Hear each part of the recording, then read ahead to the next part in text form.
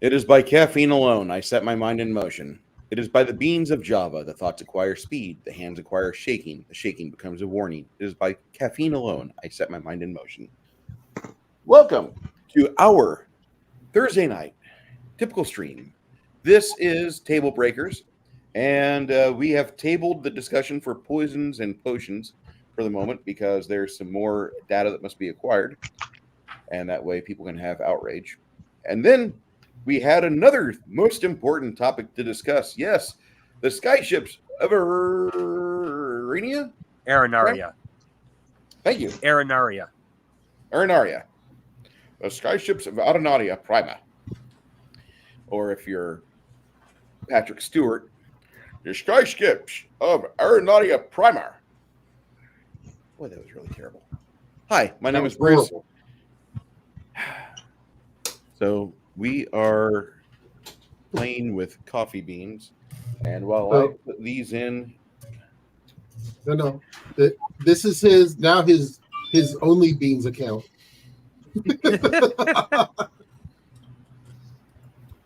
Hey, don't knock it till you try it. Okay. You know, poor kids from where do you get your coffee from there, Bruce? Are you serious? I am very serious. Might as well just plug this in right now. This is a finely crafted set of beans from Blackout Coffee Company. Made out of Southern Florida, Blackout Coffee Company is a very, very big arbiter of the First and Second and all other amendments in the Bill of Rights. And they are very pro-America. I get my wonderful beans from these people. This particular brand is called Fowler's Makery and Mischief. It's a medium roast. It's got a little bit of a caramely taste to it. And whenever you brew it, it is a joy. You will be brought to order. It is time to make money. Go time is now. So that is Blackout Coffee. And we will get some links in the chat. So if you would like to procure some Blackout Coffee, you could go with either Barron's or my link. I believe they give you about the same amount, like 10% off. Sign up for Blackout Coffee to go in your email and your text messages, because you will get deals that we cannot provide, but they can, and their stuff is amazing. You grind your beans, don't get grounds, in my opinion. Go for the beans, grind them up. That way you get the two hits. You get that smell whenever you first pop open the grinder, and then you get it again whenever you start drinking the wonderful juice. Thank you, Baron. Thank you, Cigar DM. On with the show. Baron. Yeah. How are you doing tonight, sir? I'm alive. Alive? Okay. In the middle there, top row, we got the Crafting Gamer. Sir, how are you doing? Pretty good. Fantastic. Wish my camera was working. We're glad it's not. I mean, that's horrible. Whoa, okay. You know what? It's way early, but we can still do this. We can still do this. Connell, stop. Really? I haven't had enough coffee today. I might have to, take advantage of those. I wonder. You don't drink coffee. Who are you kidding? That's right, but they also sell tea. They sell tea and they sell wonderful cocoa as well. So Cocoa's no matter, fantastic. Yeah, Blaine, how big of a cocoa fan are you as your household? Pretty high. Okay. Yeah, Blackout Coffee's fantastic. So go ahead and we'll get the link in the chat there. While I'm doing that, Cigar DM, how have you been, sir? I'm doing all right. Could always do better. What's up, Ironcaster? What's up, Ironcaster? Welcome. Ironcaster! So he's a model. He's a what? He paints models. He does what we do. Oh. Because all I heard, he played Mool. Yeah, What the fuck is this shit? Gorbachev, the curse of Gorbachev is hit. Fuck. I can't think of I can't think of the show, but there was always a chasing scene. I'm not talking about Scooby Doo with the music. The Benny Hill. I need to get the Benny Hill soundtrack. So when I have my Velociraptor chasing my wheelchair person, I can have that playing in the background. It's called Yakety Sax. Yeah. I'm probably gonna go to hell. Okay, so the what we're talking about tonight is actually a game that we are going for the next 3 weeks, starting next week. This is something the crafting gamer has been writing, and he is going to give us a little primer, a little idea of the world, what we're looking at, how things work, and how we're going to break. I mean, how we're going to survive. Yeah, survive. Not break things. We don't break things. No.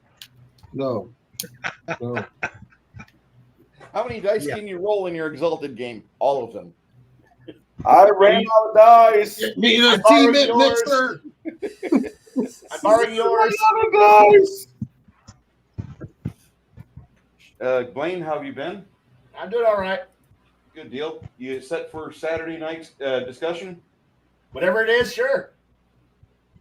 I'll let it be your choice if you want to go with game discussion or gameology talk and discuss like crafting magic, or better yet, laying down some finer points, because I'm still working on the rule system for what I've got for the magic, but I'd be more than happy to pick your brain about things, and you've got a good mind about it. So if you want to start with that, then we pick on some things in Discord. We could do that, or we could just go to Discord. It doesn't matter. Sure.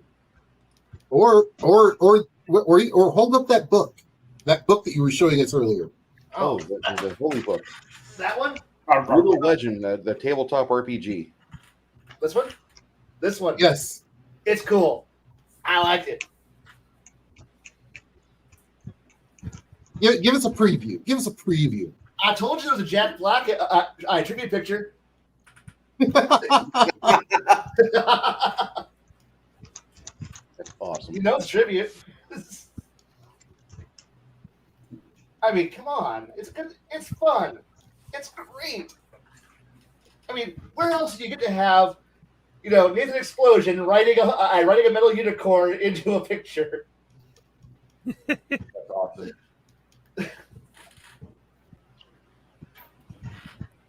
Okay, so TCG. Yes. Yeah.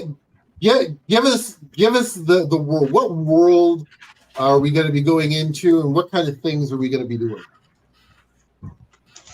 Arenaria is a world that is so old that there is generations of civilization-based generations that have been long since forgotten. There are ancient temples and locations that if you find them, nobody has any knowledge what they were meant for or anything, because it's so old, nobody has a clue. I mean, like, we know Mesopotamia. Well, I'm talking things so old we can't even name it in the game. And that's just the main basis that's part of the base. Sorry. I'm getting a little excited. Yeah, part of the theme. I'm getting a little excited. But the main theme is the fact that there are 6 primary cultures under 6 different colored suns: green, red, blue, purple, yellow, and silver.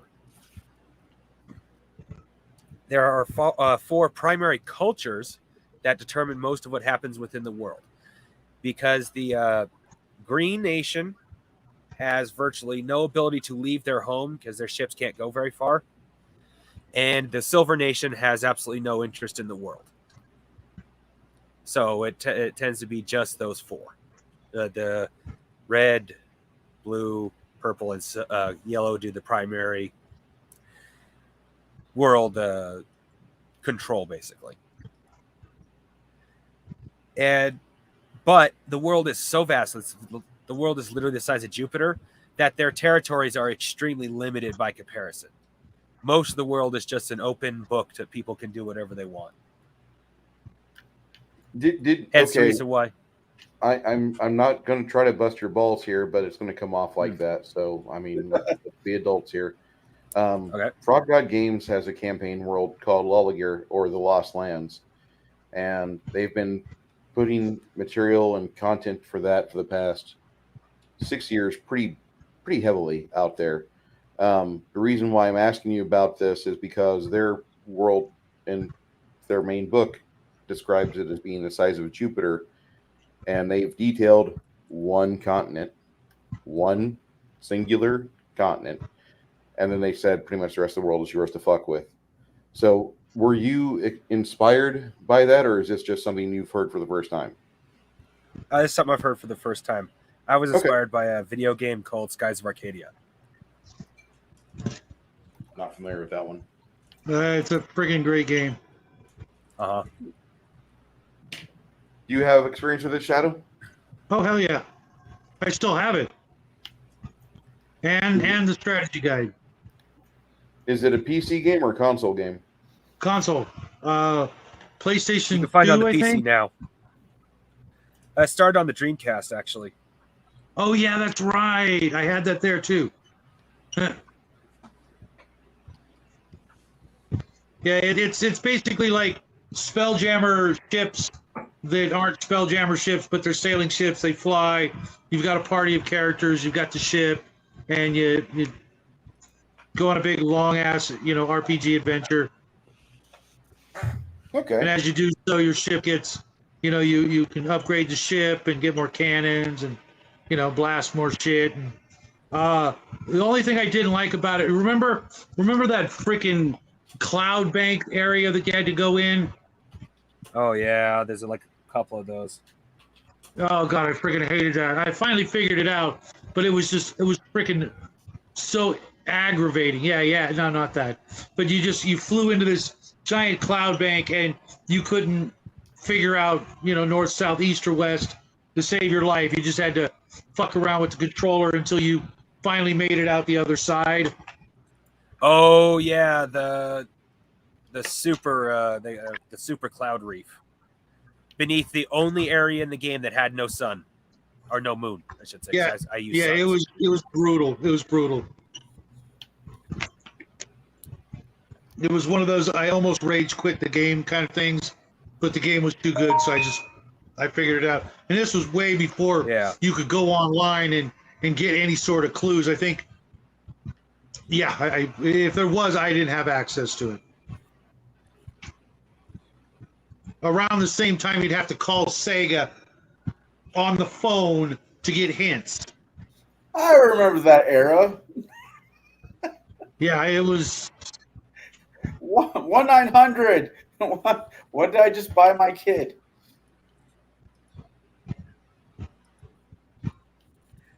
Yeah. What? That's why I play Nintendo, because I always got Nintendo Power.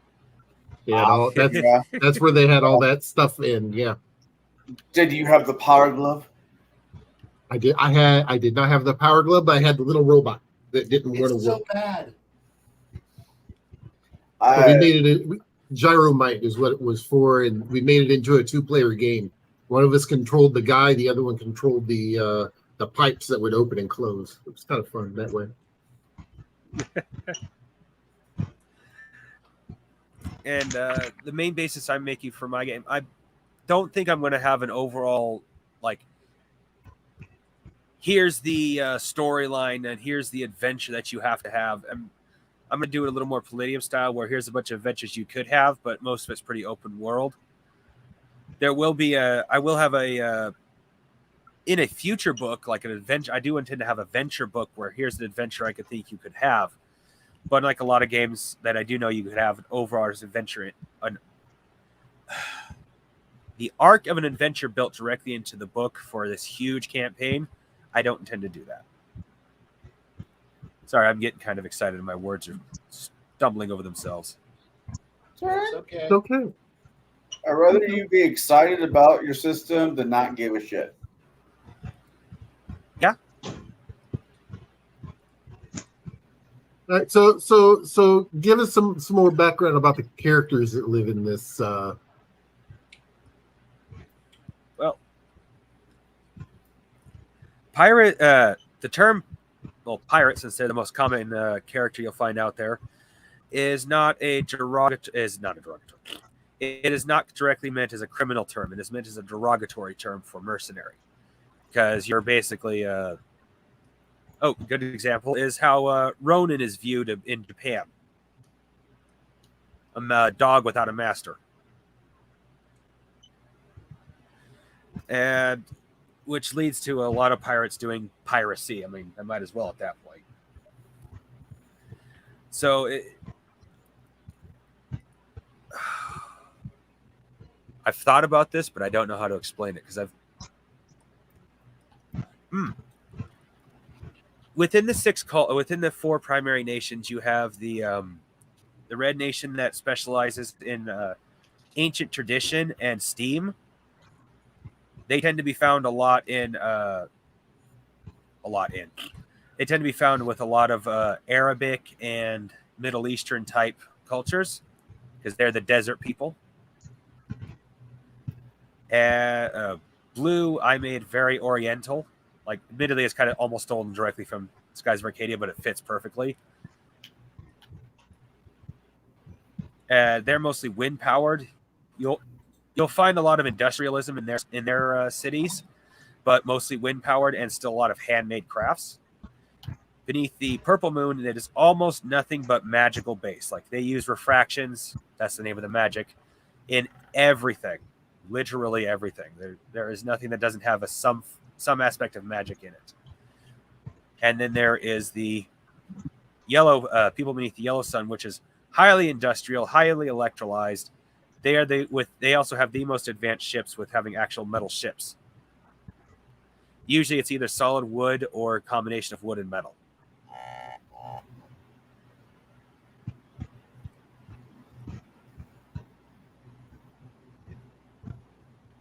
Someone has a robotic cow, I think.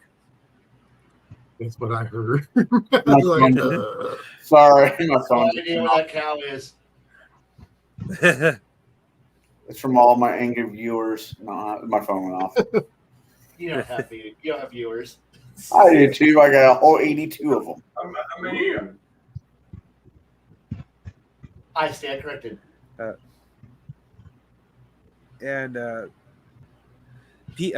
Generally, the Silver Nation is avoided, and anybody from the Silver Nation out in the world is distrusted heavily.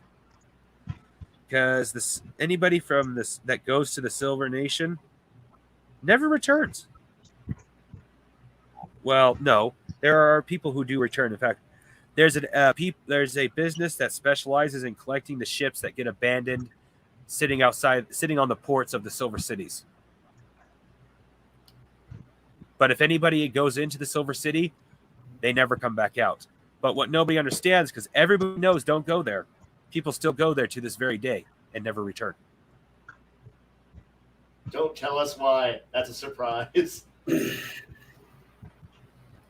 Well, actually, that's for a future book. I literally intend to go to under each sun. I intend to do a book, and it includes silver. Silver will just be the last one. So you'll eventually find out why people disappear, but that's a whiles off. So you keep talking about the different suns and stuff. You want to kind of explain that a little bit? Yeah, I'm a little lost on that, but go ahead. Wouldn't that make the place incredibly hot? Okay, bit of a spoiler. They're not suns. They're glowing moons. Okay. Hey. But I can't call them moons because they're moons and skies of Arcadia, so that would be potential plagiarism. Yeah. Which I'm already doing bad enough as it is. Yeah. Well, other than this video, they'd be hard pressed to prove it. That is true. But there's this video, so we can always delete it right afterward. How dare you make a completely original RPG with strength, dexterity, constitution, intelligence, wisdom, and charisma as your primary ability scores? How dare you? That has never been done before. Ever. Fucking, it broke new ground. Are there also 4 crystals that we need to? And Did you just reference 1993's Draken? If you push these moons together, do you get a Captain Moon?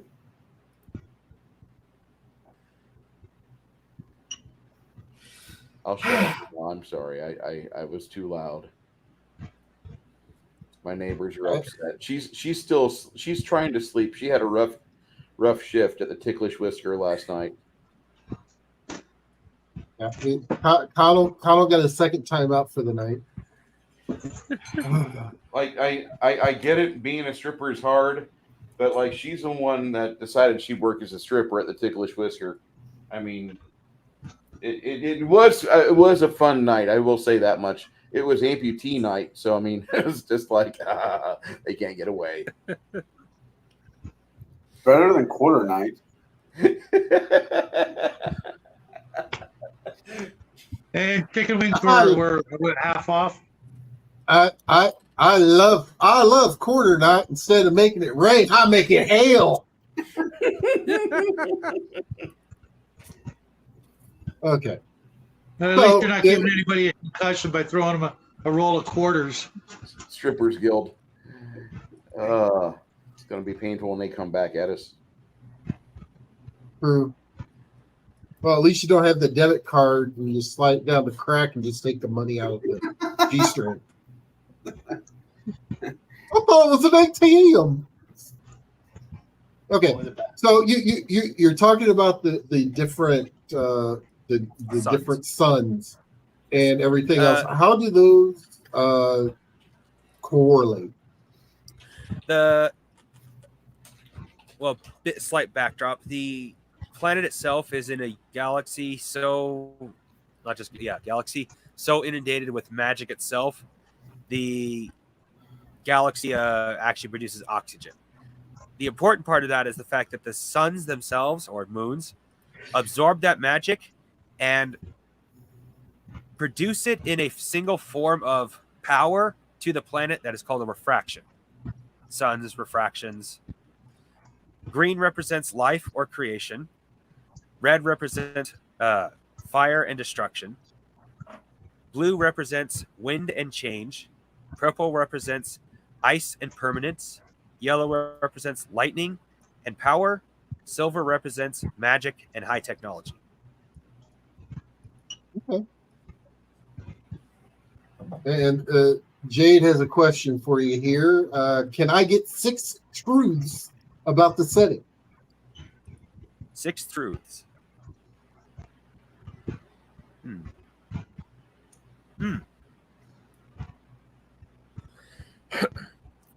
About the setting. Honey is the most expensive item on the planet. Period. What? All right. I like that. No, that means mead's expensive. Yep.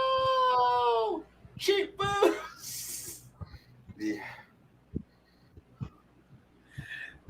What else you got for us? You are Gotta capable. be Russians. A character is capable of making his own, basically through force of will, his own special abilities. I call them hardiums.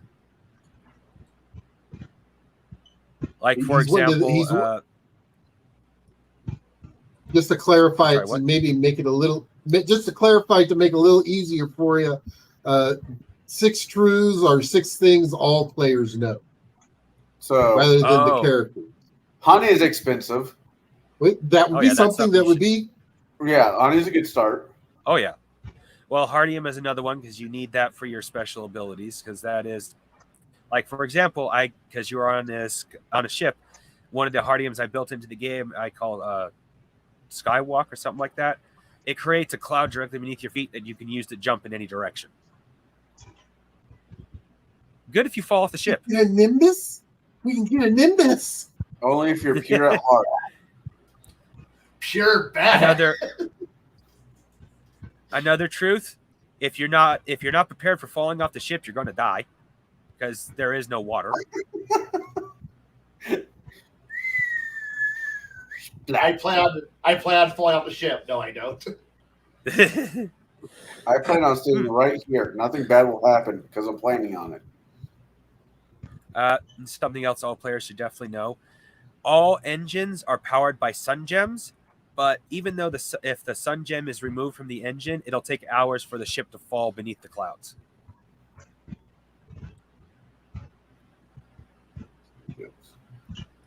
Okay. So, honey is expensive. Honey is treasure. Oh yeah. Like, delicious bastard. Ships are floating in the sky, where if you fall off the boat, there's no coming back, unless you have the ability to put a cloud underneath your feet.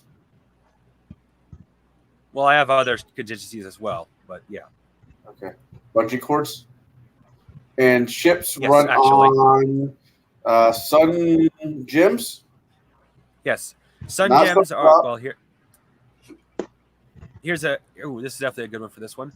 Sun gems, sunstones, and sun fruits are all considered gifts of the sun. They fall from the suns and crash down on the planet. And we'll get into the last one, which is going to be the sun fruits. Sun fruits, when eaten, grant a single unique ability. Allow you to turn into an animal, allow you to turn into gas, or in the case of the one that interests Bruce, the ability to buy an item out of thin air. Nice.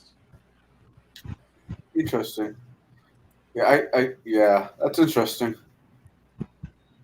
Now, if you eat this fruit, will allow your limbs to just stretch ungodly far. You know, I can't do it to you. There That's is not one. fair. Yes, actually, I threw one in the book that can do that. Gum fruit. The fact that I know that, fuck. It means you watched a Netflix show once. Congrats. Or you watched over 1,000 episodes of an anime. Congrats. Oh, sad. Love it, but sad. Is it? No, it's not called special nectar. That's still called honey.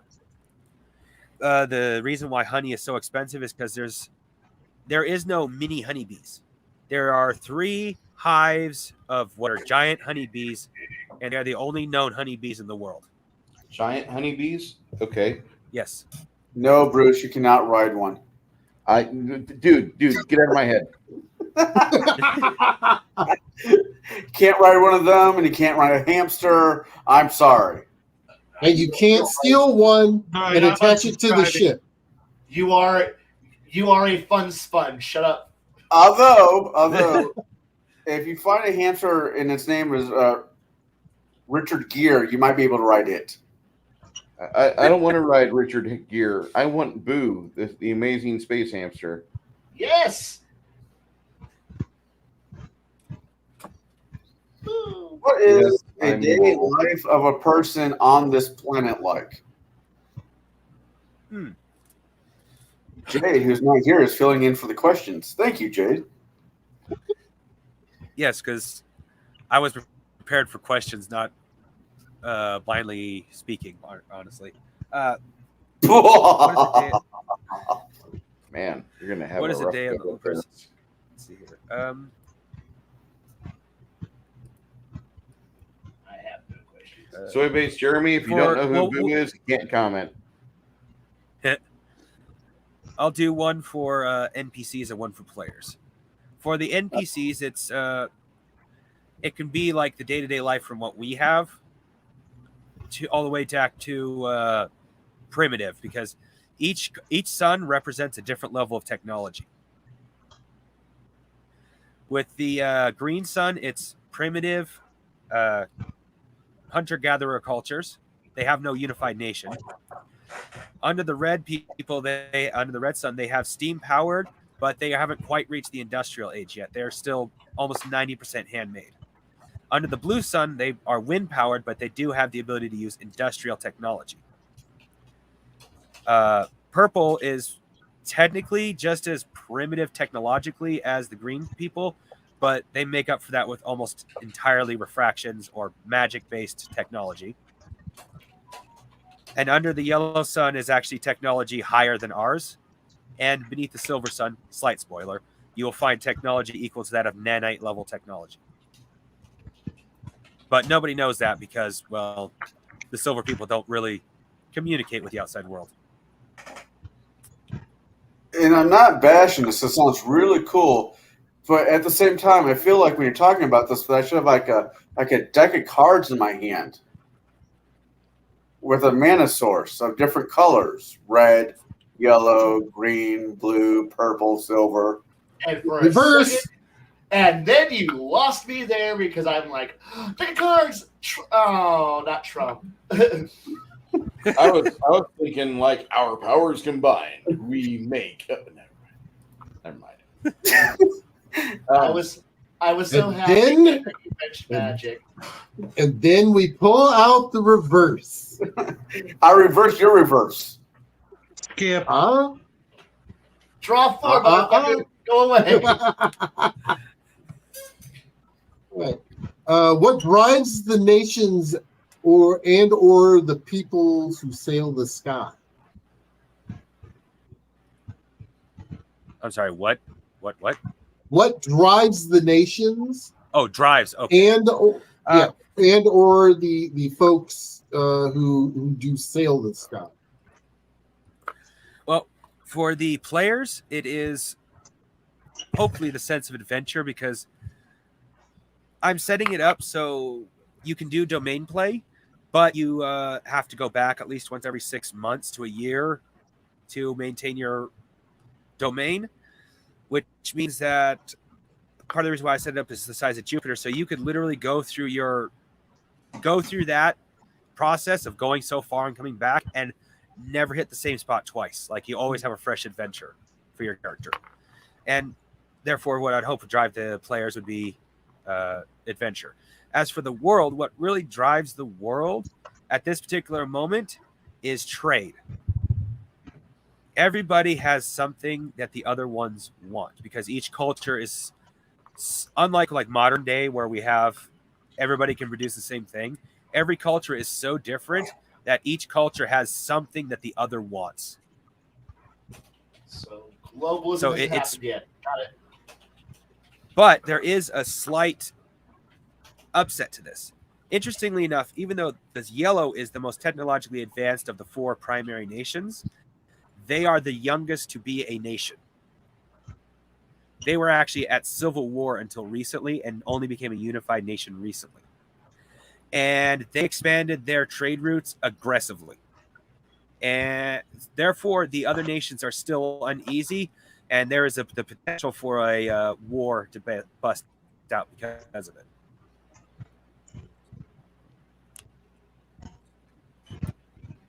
So right now it's There's trade that drives most everybody, but it's an uneasy trade.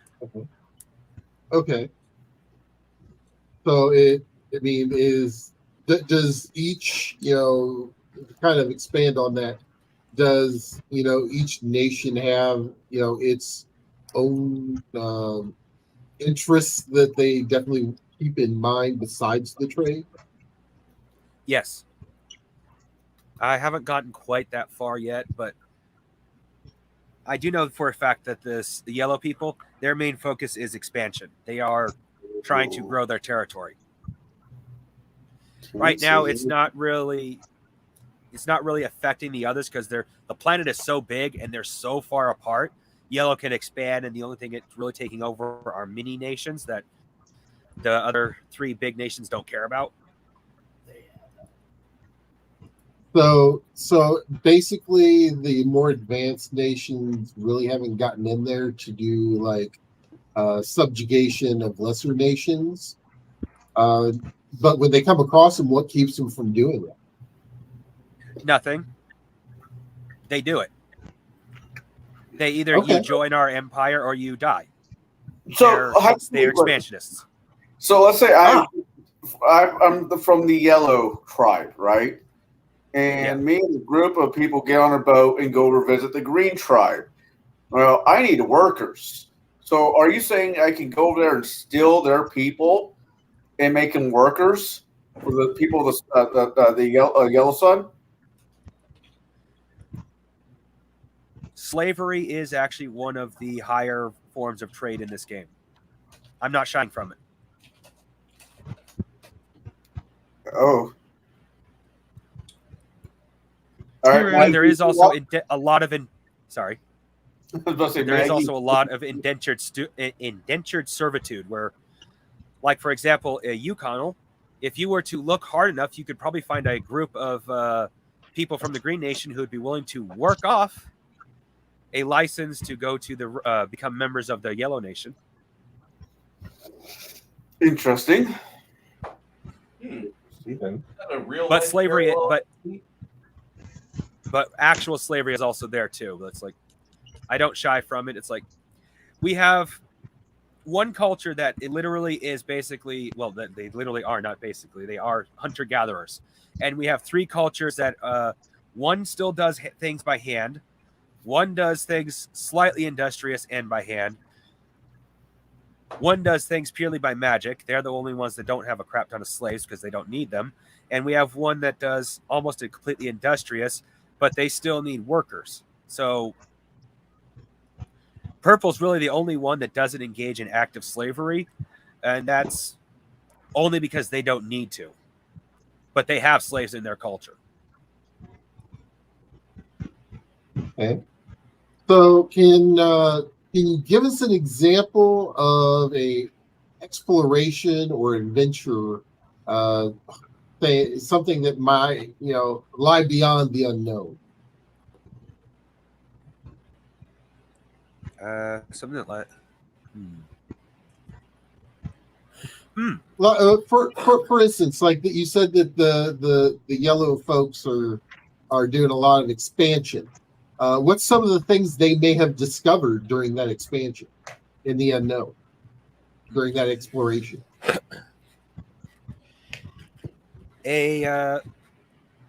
Well, this is actually something I was going to write into the book anyway, so it kind of works out. They found a vault of ancient weapons, and ancient weapons are made differently from modern weapons. They usually do not so much more damage, but unanswerable damage. Like, for example, as long as you hit, you're cutting through armor because their metal is superior to ours, which is the reason why ancient weapons are very, very valuable. But the stock they found was only like of 100 ancient swords, so they're only giving them to their admirals.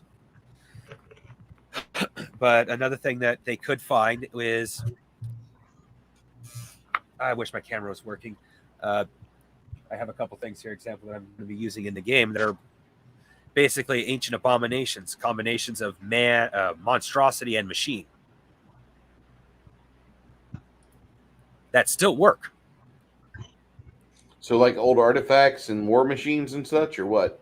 Yeah, artifacts, war machines, along with just simple like temples. Like, no one knows what a lot of these ancient temples, like, they're obviously temples just by their iconography and what's in them, but nobody knows what they're for. And then there's buildings that they find that literally no reason for them in the modern context exists. Okay. What does religion look like on the planet? There pretty much isn't any. What little religion there is basically sun worshippers, which is the Sun Kin. They've basically learned as long as they do the right kind of ritual or worship the sun on a daily basis, without being born refractionists, they can use refractions to a lesser degree to the refractionist. The refractionist has the ability of Mage the Ascension type magic. Everyone else can only use a pre-existing single color, where refractionists can actually use multiple colors. Now, I'd have to look at my character sheet. I believe that the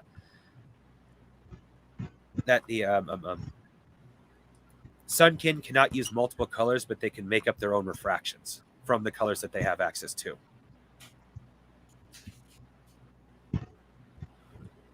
Because Hey, each TCG, I person got a is couple born with... questions. Yeah. Oh, That's go great. ahead and finish with what you're doing. Okay. Each person is born with a particular set of colors within their body that determines what kind of refractions and even what kind of hardium that they'll lean towards using. There is no restrictions like, oh, you have to use a red hardium or something like that, because there is no like colors in the hardiums. But if you have a red refraction in your body, chances are you're going to lean towards a fire-based hardium, because that's kind of your thing. But in refractions, you can learn a refraction but it has to pre-exist, meaning it has to be something that the refractionist or the Sunkin made or is out of the book, and it has to be one of the colors you possess in your body. Interesting. So, with in talking about that, are there like artificial limbs or anything else like that that can be attuned Yes. to things that you don't have? Yes. I got this leg, and it's got a red gem in it. Now, could I play a raccoon that likes to go steal other people's limbs? There's only humans in this game. Oh, there goes that demographic. Okay, PCG. Yeah. Okay, how does the game function as getting a party together? I'm getting the impression that they're all the crew of a ship, or they're pretty much going to be stuck in a town or a city of some sort. Is that kind of what you're leading toward? Yeah, I haven't written it in yet, but the main starting idea I was going to suggest is they're all crew members aboard a ship, because eventually the pirate and the sailor, which are both the sailor's can only be in a navy. He can't be freelance like a pirate can. Okay, then Both who get would the own the ability to be a ship? captain. Technically, you're not supposed to start off as somebody who owns the ship. You're supposed to start off as members aboard a crew. The Okay, you GM mentioned starts earlier. Go ahead. Oh, you the mentioned GM earlier- starts off as the quote unquote. How the people found this cache of weapons, and they were so awesome, and they went all to the admirals, which meant whoever was on the ship, they got dick out of the treasure, and they gave the best and mailed it off to different people all over the freaking country to give to the higher ups. Where's the motivation for the players to not, basically be doing somebody else's dirty work and getting shit pay? Matey. You do it the honest way. Well, if you're not captain of the ship, and you're the lowest rung on the ladder because you just came on board, your first level, etc. How long is it going to be before you start seeing some spoils, in a campaign? Or do you have to basically steal from the party and or the captain and pocket the shit and not tell anybody? Well, as the example I gave for the people, that was a navy, like an actual legitimate navy. So that was following orders, and they get paid based on being part of the navy. And if you're not a good soldier, you get executed. But as if a pirate group found that, it would be, I'm going to encourage for the GM to be like, hey, you're part of a pirate crew. Everything gets divided equally. That's how you pay your crew, unless you're a jackass and want your crew to eventually revolt against you. Well, because I've been in campaigns like that where the parties did all the grunt work, and then they bring all the treasure back aboard the ship, and then the captain starts handing it out to basically everybody but the crew or the party that actually went and got the stuff. It's not like a finders keepers. You find it, you keep it kind of situation. It's like, well, I found this cool sword, but chances are I'm never going to get to use it outside this dungeon because the captain's going to take it. Well, sucks to be you. You're not the captain or the first mate or the sergeant of arms or the quartermaster. You're some schmuck you picked up at the port. Earn your keep, not bitching. And why would you ever, volunteer for that? If just by sitting on board, you're still going to get the same share. Freedom. That's why the captain prestige rank is unlockable early for pirates. Every single OCC except the pirate and the sailor has to wait until rank 3, level 30, before they can start playing domain play. The pirate gets to do it at level 15. Same with the sailor. For that exact reason. Like, okay, we don't like how the DM is being captain. Okay, I'm finding level 15. Hey guys, you want to help me buy a ship and we'll start doing our own thing? Hell No, yeah, let's get away from the GM as captain. I like this ship. Let's You, just you got a paywall there for domain play. Bruce no likey. I like You don't. Milo. Well, you don't. Well, I'm making you buy your own ship. You're not getting a ship for free, but you can hire crew. You don't have to. You don't have to like pay off people to get the crew. Like, hey, you get paid when I get paid type thing. And under most of them, you get your followers for free. It's just I don't. The ships are meant to be expensive, and especially if you're getting a custom ship, I don't think you should get that for free. What if you like the ship that you're on and you just don't like your captain? Then you just mutiny. Literally, I mean that is part of the rules of the game. You can mutiny. Well, paint me Mel Gibson and you, Sir Anthony Hopkins, because we know how this is going to go.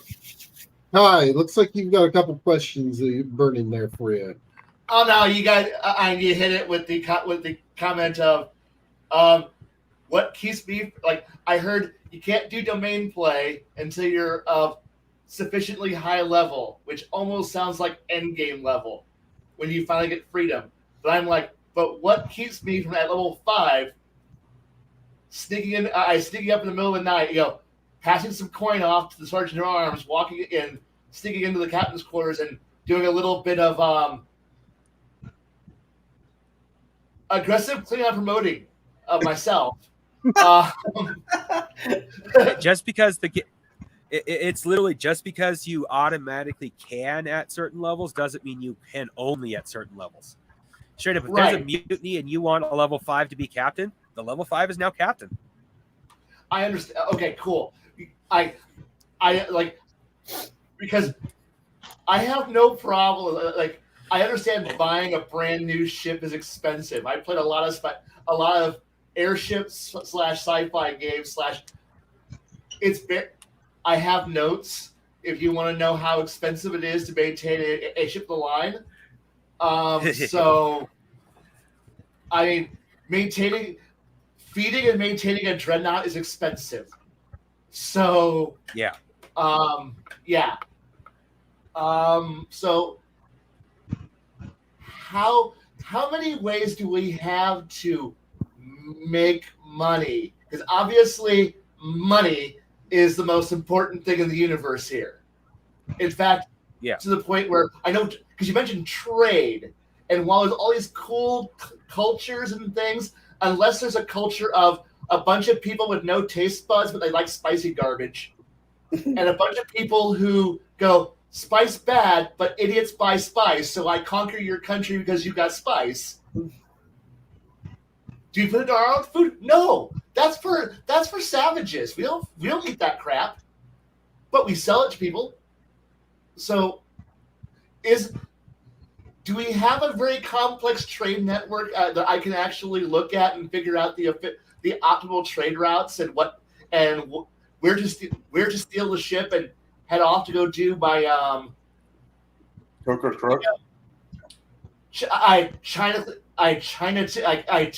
Tickler routes, because I will happily go. Do you want to do adventure?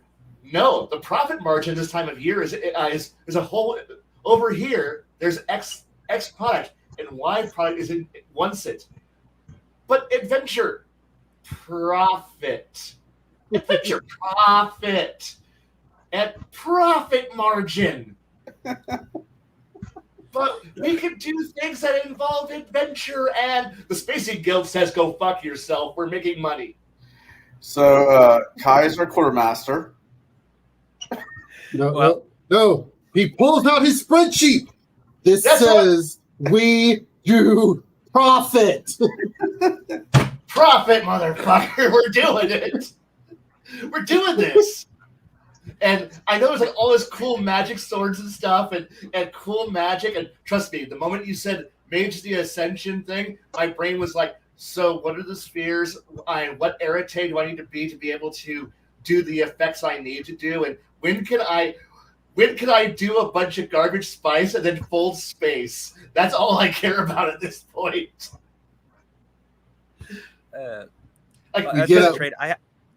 Correspondent. I correspondence 5. I will fucking warp. I will warp space and time. I don't care if I turn into a weird mutant. Weird mutant in a glass tube. I don't care. Folding space.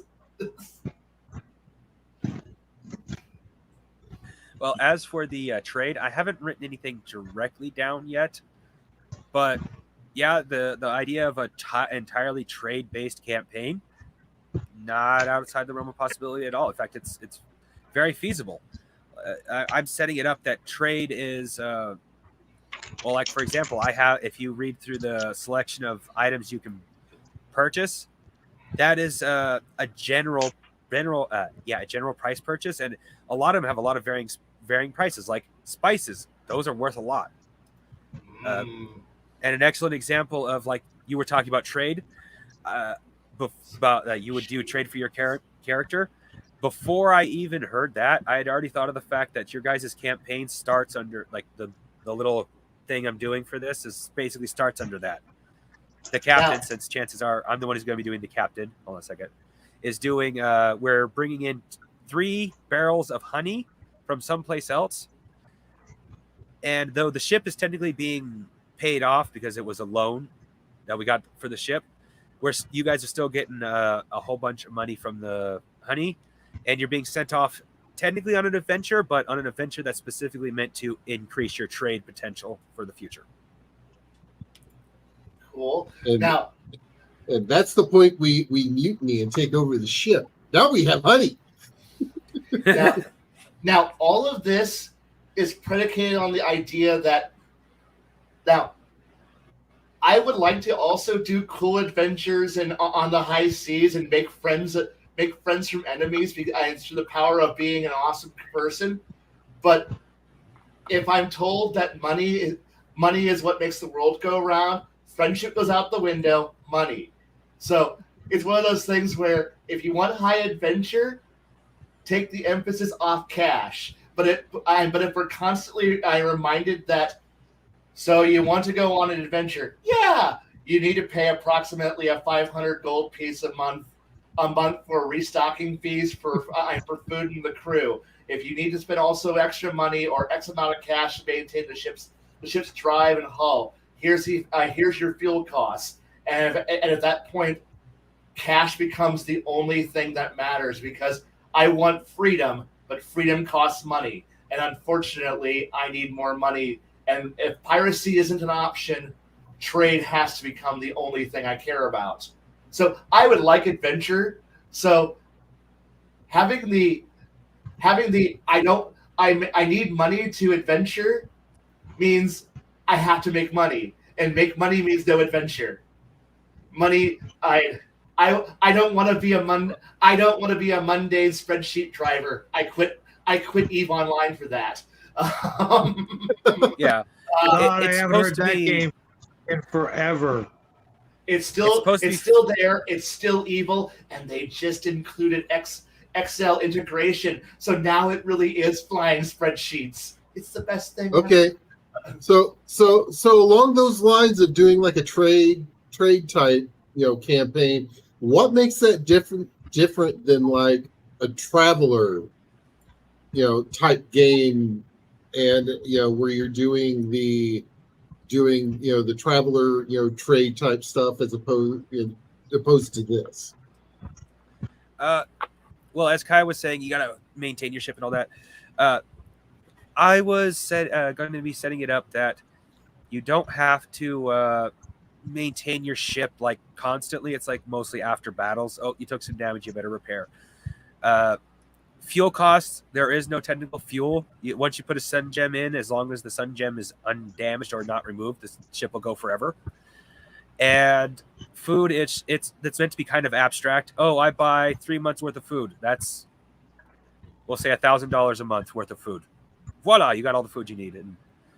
And of course, there is the fact that you're supposed to be able to fish while you're out there, so you don't need to constantly be filling up your stocks. Right. As long as there's an easy way to make 5,000 to make 1,000 gold a month, a cycle,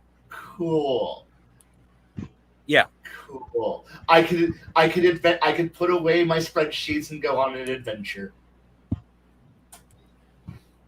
Yeah, like well, next, like I'm not going to spoil it, but when you go off on your second part of the adventure that I send you on, you'll be going out specifically to fetch known resources that are known to be valuable.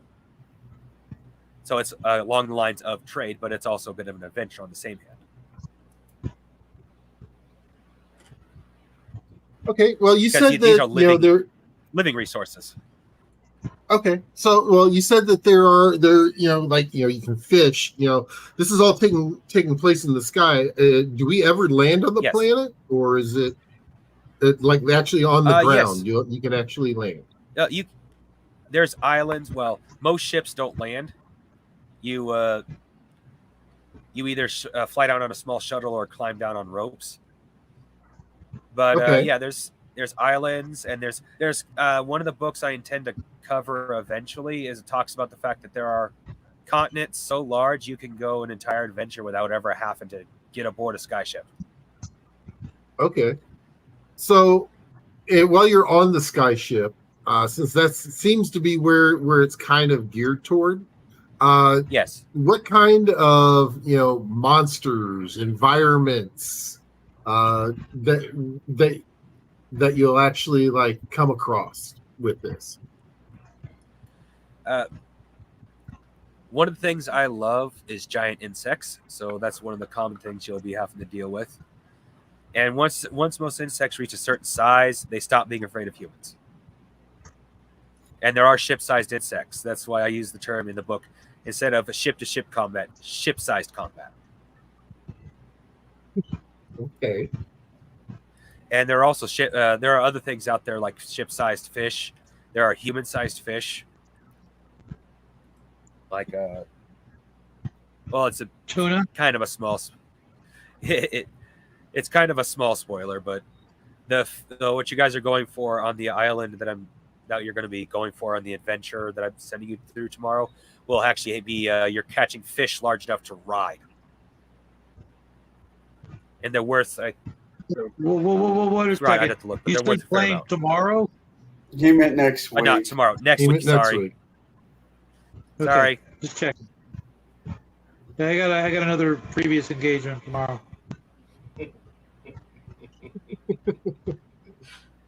Getting excited. I have a cold, so I got medication in my system. That's okay, no problem. So do these fish actually do a lot of them attack the ship? Oh, giant-sized fish Yeah. aren't as known for attacking ships. Giant-sized insects are. Okay. So, are there any, like tornadoes or anything else like that need to be like, or like big storms? You're talking about Jupiter. I keep thinking of the big, red storm, on Jupiter. Is there something like that that's going around the planet, or? Storms do build up, but there are also massive flying stone reef barriers, cloud reef barriers, and actual just sheer stone walls that usually cut down on these storms. The world isn't divided like in sections, but there are these reefs can sometimes cross almost the entire planet. So it's okay. Imagine if someone drained the Great Barrier Reef, where they have all these different ways it grows out in different sizes and shapes and all that. Imagine something kind of like that, just world scale.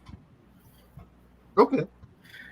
I think I'm going to have to watch every pirate movie that Disney has not made before we start doing this. Because as much as I like Johnny Depp, I don't think that's the feel for this. No, a good example of a pirate movie that I thought of really heavily for this, like it inspired a lot of this movie, was Cutthroat Island. Or a lot of this Good game movie. is Cutthroat Good movie. Very, very good movie. That movie is such a shame that movie destroyed an entire fucking movie house because they threw $60 million of debt at that film, and there was no way for it to financially recoup and make money. But that was Carol Co. One of the great mistakes of the 90s. Yeah, Ice Pirate Sunday. Oh yeah. Wait, you're doing Ice Pirates too? No, but I am now. Not this Sunday. I've got my own show. I got rewatch. Sunday we're watching Ice Pirates in my Discord, and then Monday night we're talking about it. Yeah, I might have to. I will have to make some time to get that going. No, this sounds incredibly fun. I know. Now knowing the information you gave us, the class I picked was a God. I don't know how I'm going to play this. I didn't know exactly how I was going to play this beforehand, but now, was going to be a paladin. And Paladin type. A paladin type. Now, paladins, for the most part, have a huge, I mean, bulging, huge lance shoved up their ass. Huge. Paladins. I describe these guys as being more of a party type person. They prefer to use refractions and hardium that enhance that give them their group better abilities. As for being a stick up their ass, I have set up the alignments, quote unquote, as you can you have four you have four reactions. Your reaction to death, your reaction to pain and suffering, your reaction to theft, and your reaction to lying. Okay. So, okay. So if you want, you could make him a stick in the. You could put a stick up your character. Oh no, I'm not. I mean, A pogo stick. Yeah. I think I will run him with having a few moral hiccups, but not, I Judge Dredd. I'm the law. I am the law. Talk about movies that need to be remade, and boy, did they remake it well. All right. Yeah, I know, Jade. You can't bitch at me for playing a paladin. You're not going to be there. I will hear from you privately, but you can't do it here. It's okay, Jade. I'll No, you heard him. You heard him earlier. There's only one really god out there. The rest of the DDs took the week off. You should be in hog heaven then. You're only in trouble if you get caught. Remember this, ladies and gentlemen. I never get caught, so I'm never in trouble. Hey, is that Christopher Hansen behind you there, Shadow? Is that what? Christopher Hansen. I don't know who the fuck that is.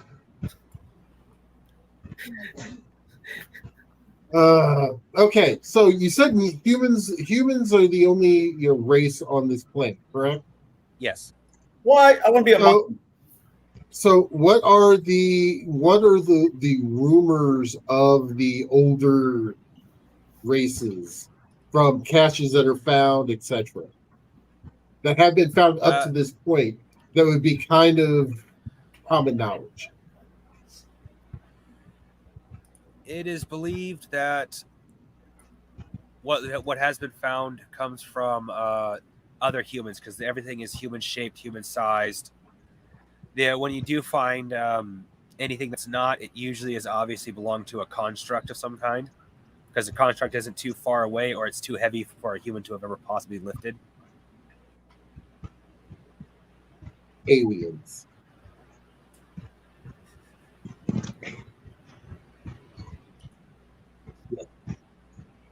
Okay. With the trade and whatnot, how easy is it to be like a freelance trader, to be able to trade with whomever, or are there certain you're only allowed to trade with one nation and not another nation? Restrictions that are basically put on there for trade wise.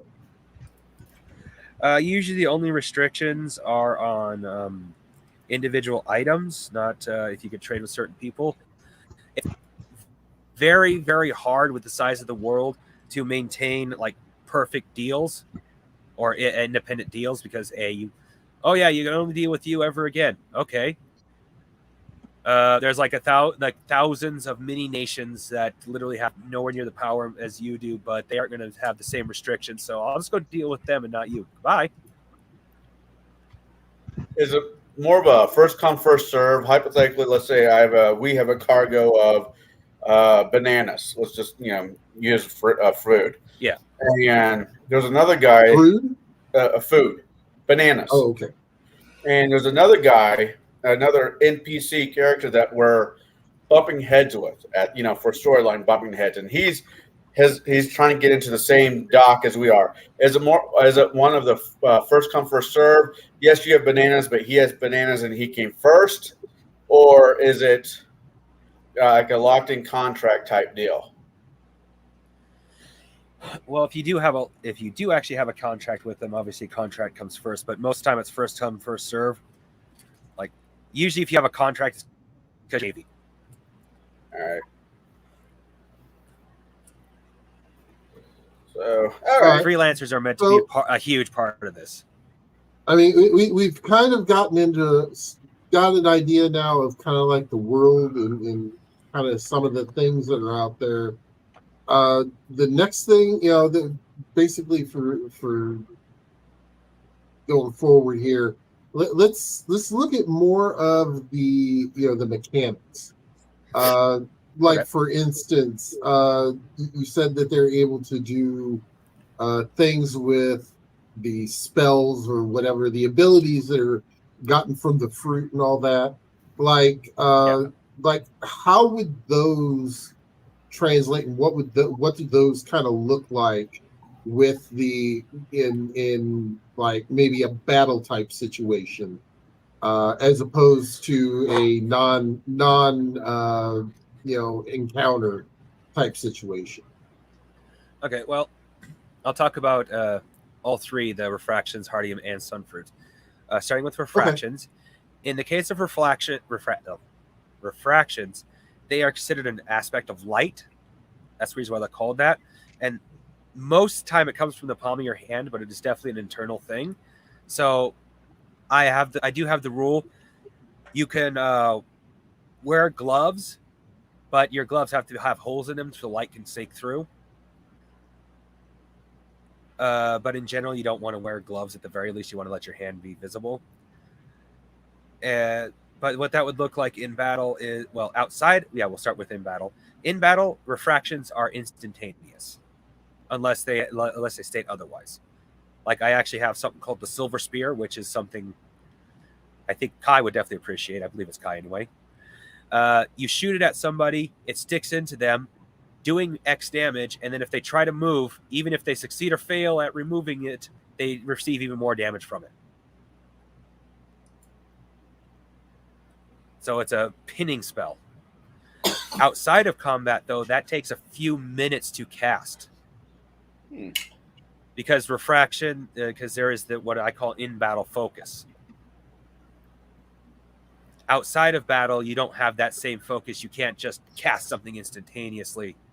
Your life has to be basically in danger for you to have the adrenaline, for lack of a better term, to cast something instantly. Same thing goes for hardium. Hardium does not have the same abilities as refractions. Refractions have more magical quality to them, therefore they can be a little more flexible. Where hardium is more of a force of will, so it can be it's really a one-trick pony type ability. Like for example, I can create want to create a weapon. One of the hardium I created was a distance attack called Shockwave. Even if you upgrade it past that, it overall is just going to be something that you can use to hit somebody at a distance with, and not much more. But you could get creative with your base idea for your hardium because you are supposed to make it up. The hardium is definitely where you are supposed to make things up for your character. Because that's one of the things I always hated in games is, oh, we got like 1,000 spells, but absolutely no concept of you being able to make your own. That sucks. And how do you go about making your own? You discuss with the GM what you want your hardium to be, and the GM does have final say as to how powerful it is, and therefore, like, hey Kai, can you think of something off the top of your head you'd like your character to do? I'm the one who's using the weave swords, right? Yes. Okay. I'm already more awesome than everyone else in the party. I don't need to do anything else. I have 3 swords. What do I care? Do you put one in your mouth? Eventually, actually, no. I plan on juggling that bitch. It's a dancing sword? No, I just fucking stab, slash, grab, stab, slash.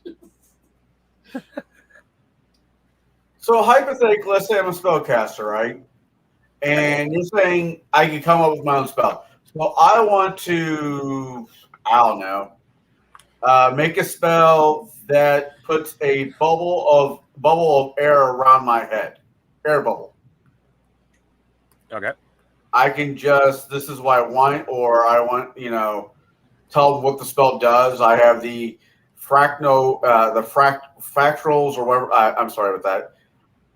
And the knowledge on how to create a spell. I tell the DM, hey, in this case scenario, I wish to put a air bubble around mine and my teammate and my party's head. Is that what you're kind of talking about, or am I just missing the boat? I didn't talk about it quite clear enough. I realize that's my fault. What a character does for learning new Hardium is the rule of 6. 6 times outside of battle, 6 times inside of battle. When you first learn, like that air bubble, I like it. I liked it as the way you described it. So it's like, since you want to make it big enough to put around your entire party at once, I'm going to say that's going to cost you 15 focus points, which is what you get per level. You get 10 per level, but you get those per level. And I'd say 25 spirit focus for that's what that's shared mana pool in battle. Right. And yeah, I'd say 15 for the initial cost, 25 for when you want to cast it inside of battle, but you have to cast it 6 times outside of battle first. And then you have to cast it 3 times inside of battle. It'll each character gets 3 actions. Unlike Palladium, you only get 3, period.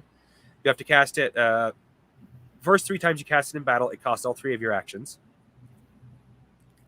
And the next 3 times it costs you cast it in battle, it costs you 2 of your actions. And from the 7th casting on, it costs you 1 action.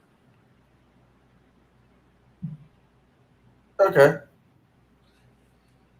So it's as a refined learning how to optimize the spell, essentially. Optimize casting. Not a bad idea. Can you hear me? So Yeah. No, we hear you just fine. Well, we my mic kind of freaked out a little bit. Oh, okay. But we kind of got off because you didn't talk about the third portion there, which was the sun fruit. Sun fruits.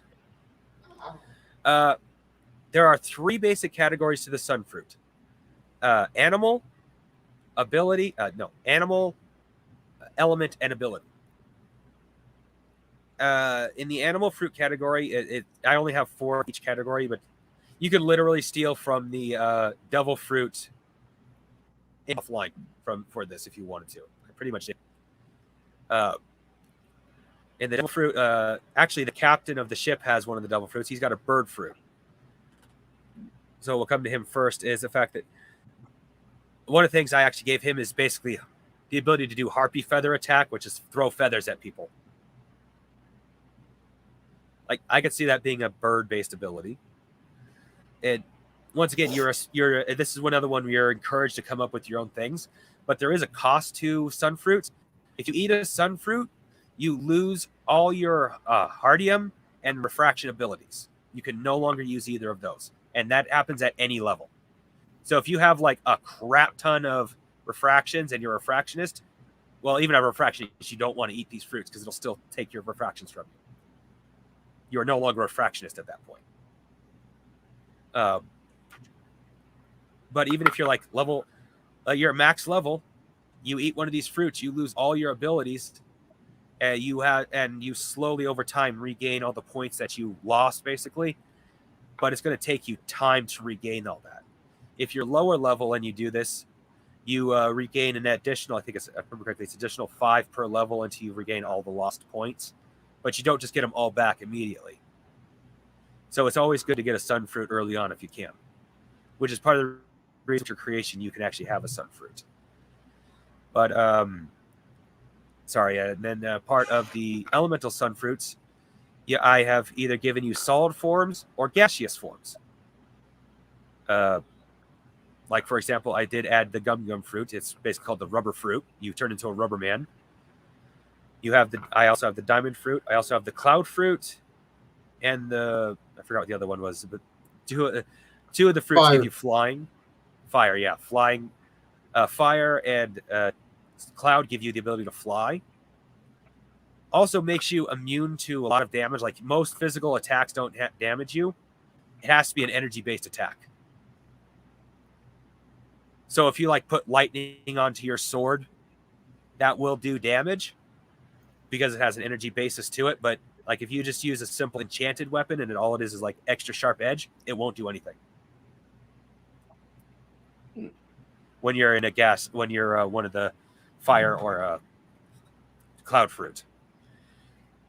And then you have the ability fruit, which is, like I described before, the one of the most OP fruits that in the index for the double fruit index is the store fruit. You can literally purchase anything for a price. Yes, Kai? Okay, this sounds all really cool and awesome between magical fun and super powered fruit and stuff. But what about the poor people who don't have anything besides, who don't have the ability to call down the fire of the gods magically and make things magically appear, or punch someone 40 feet away because they have a rubber band fist, or to shoot magic feathers? Hopefully there's something as cool for, those whose entire thing is, I'm here to kick people really cool and not get my hands dirty, or stab people really, really good. So because if most of us just stand around waiting for the cool guys with all the cool, awesome powers to be really, really awesome, and then wait for something to come to us, because we don't have Nimbus's flying powers or the ability to teleport. Some of us have to wait for the adventure to come to us. So that that's where otherwise you're gonna have a few of us standing around holding a sign to the dragon saying, "Get the fuck down here, you bastard!" because we were waiting for it to land for the last 30 minutes. Yeah, well, Garrett? That's where two Hardium abilities I put into the game that's meant to be like a suggestion. I nearly need to get that shirt. I keep forgetting to. No, you don't need that shirt. There's another one of Hungar's shirt you need. I like the. No, I'd get that one for my sister. Navigator. Pepe the Navigator is fucking amazing. I'm going to be ordering that next week. That's another one I need to get. But the two abilities that I built into the game, and I'll probably try to come up with more, is number one, the one I mentioned earlier, where you can actually shockwave. It's a distance attack meant for any type of weapon that's obviously not already ranged, like a pistol. Which swordsmen are not forbidden from using pistols. It is one of their weapon proficiencies they can take. And the other one is I once again stole from One Piece, Flash Step. You can move anywhere within 60 feet in a single action.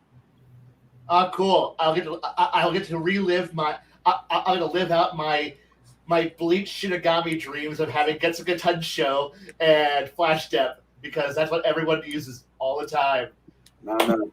I want to get the berry that allows me to kick people in the crotch 1,000 times. Look, if I've learned anything from watching shonen anime, is that all you need is Getsugatai show. all you need. Because what? They ain't coming anywhere near me. Shockwave slash. Oh, sorry, that's that's Inuyasha.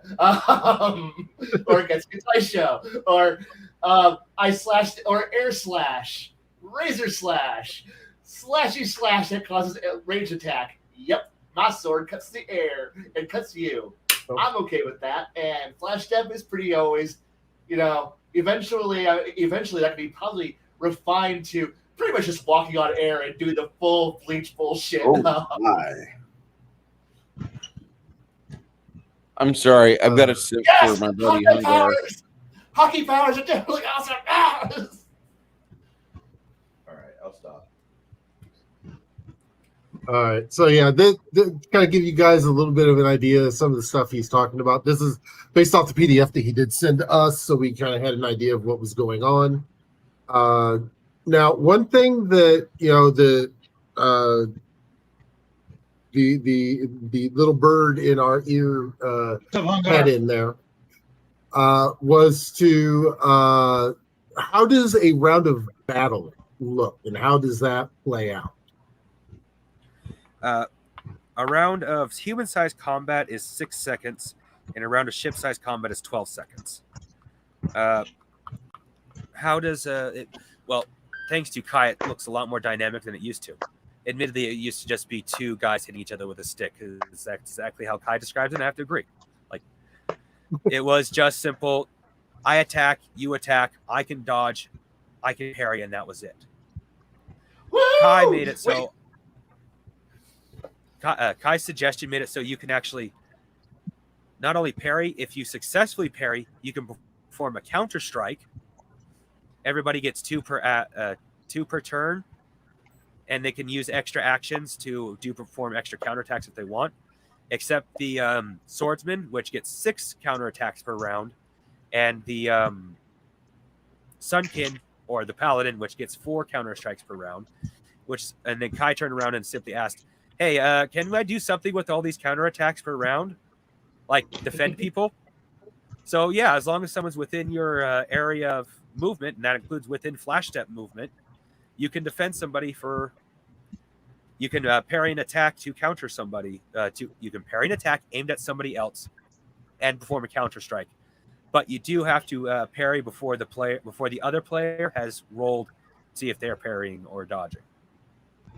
Or before they parry or dodge, I should say.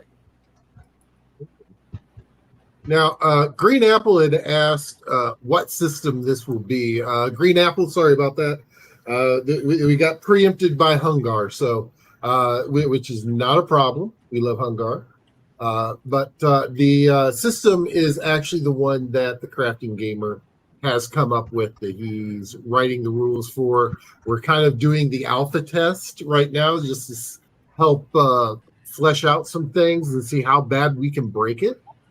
How good we can play it, and kind of go from there.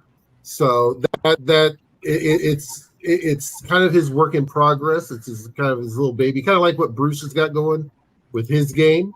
We're taking Crafting Gamer's game that he's been working on, and we figure we'll give it a little shakedown cruise, see what happens. Yeah, and it's not based off of any one system. It's kind of a Frankenstein's monster. Feed my Frankenstein. So, with this being said, you've mentioned a couple of classes there. What other classes are there available? We have the pirate, the ship, the sailor. Basically the same thing. One's just freelance. One's part of a navy.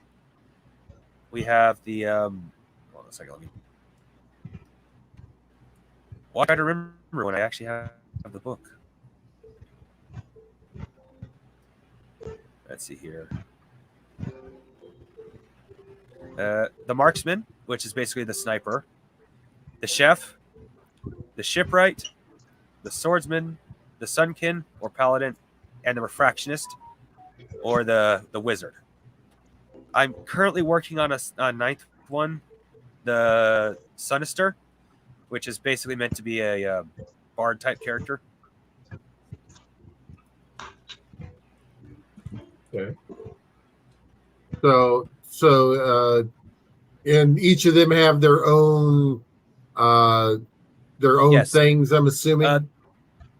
Yes, the marksman, when using a rifle, and the target is over 100 feet away, will not suffer minuses.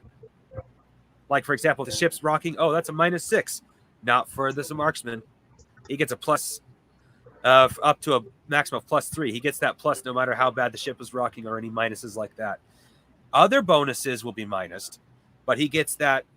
I know how to deal with this ship bonus at the very least. The chef obviously gets well, not obviously. The chef gives you bonuses towards pretty much anything based off the meal they cooked. The GM and the player negotiate what kind of bonuses and how long they last. Okay. It looks like they all get skills and whatnot along with those. Oh yes, they all get skills, skill sets, hobbies, or in Palladium secondary skills. And not all, but some of them also get hardiums or refractions as part of their first set, but not all of them. Like the shipwright here, he doesn't get any refractions or hardiums to start off with, but that's because they don't interest him. The shipwright is basically the tinkerer, or as you said, the artificer. When you first I want to play that. Yes, I'm playing the shipwright, and maybe just a little bit of a spoiler. I think the only thing that's left of his actual body is his brain at this point. If we talked about that correctly. Yeah, it should say somewhere in here at rank that when you choose to be cyborg, you get to roll 2d4, I believe it is, to see how many cybernetic parts you have. And that's just the beginning. Yeah. And that's just the beginning. Like you can actually have your entire body changed out as long as your brain is still intact. You could be 100% cyborg. That's the only rule I have. Your brain must remain intact. Rank 3, shipwright is a cyborg. The player may choose for the character to become either a legendary cyborg or a chop shop head. So there's only 3 levels to this then, or 3 ranks. No, there's 3 ranks. There's 45 levels, 15 levels per rank. Okay. And how easy are levels to come by? Levels are meant to be 100 experience per level, no matter how high the level is, and you're supposed to get experience at 5 to 10 per level. But it specifically says in the book, you are welcome to adjust the amount of experience or the level of. Oh no! He ran out of experience points. No. Oh, please.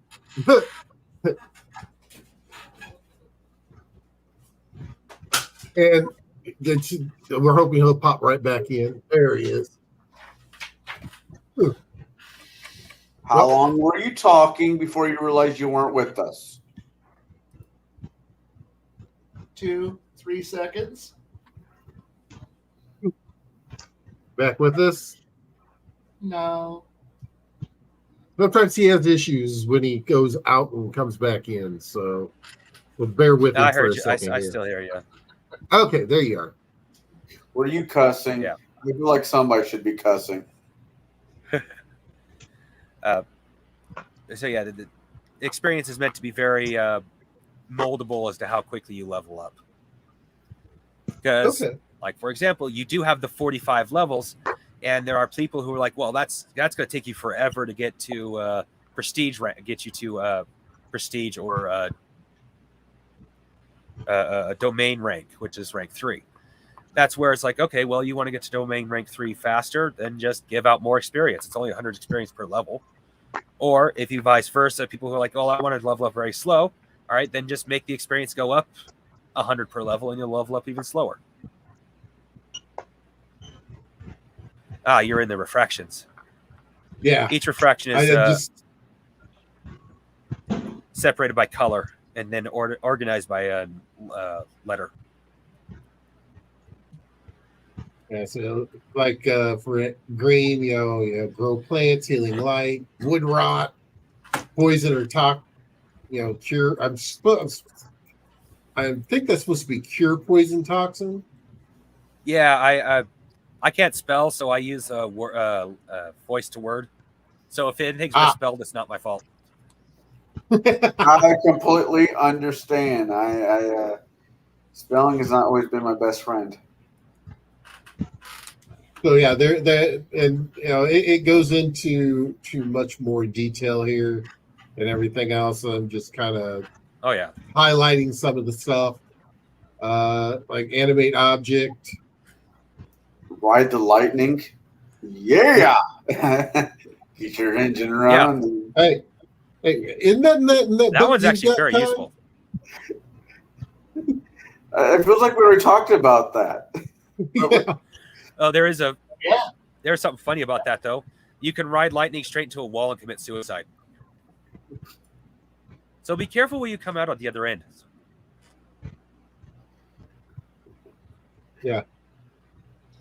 Note, the caster can ride lightning straight into a wall and instantly unalive himself. Yep. That's no way I'm going to go out. This is going to feel really awesome for the first 5 seconds. It's really going to suck. Yeah, there's the silver spear you were talking about earlier. Yeah.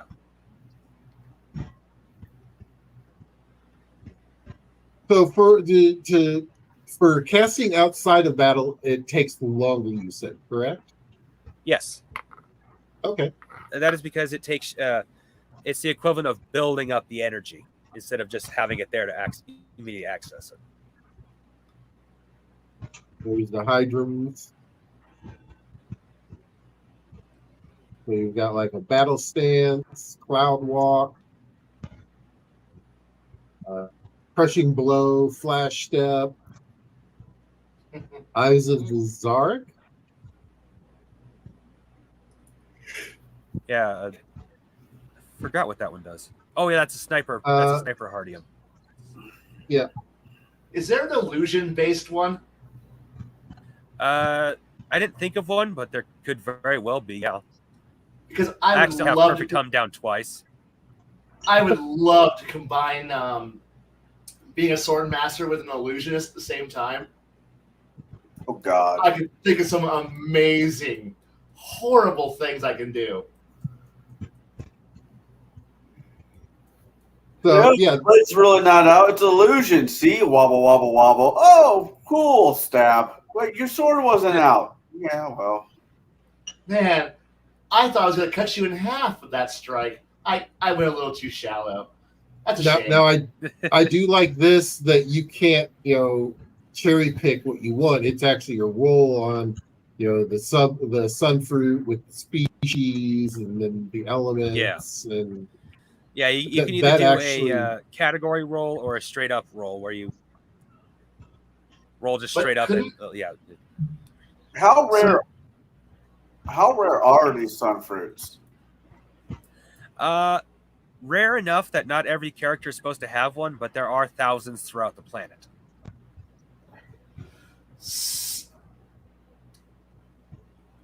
Sorry, Shadow, you're out. You said Hey, I'm going to be up in the crow's nest anyways. Don't worry about it. So do you want to explain the tributes? It doesn't look like these are normal tribute. It's supposed to say attributes. Or attributes, I mean. These are our normal attributes here. No, they're based heavily off of Palladium. IQ is obviously your intelligence. MC, mental constitution. MP, mental prowess. or no, mental perception. No, that is mental prowess. Is it mental perception or mental prowess? I think it's mental perception, physical strength, physical constitution, and mental awareness. Physical awareness, and speed. And luck. I keep forgetting about luck, but that's because that's an optional one. Yeah.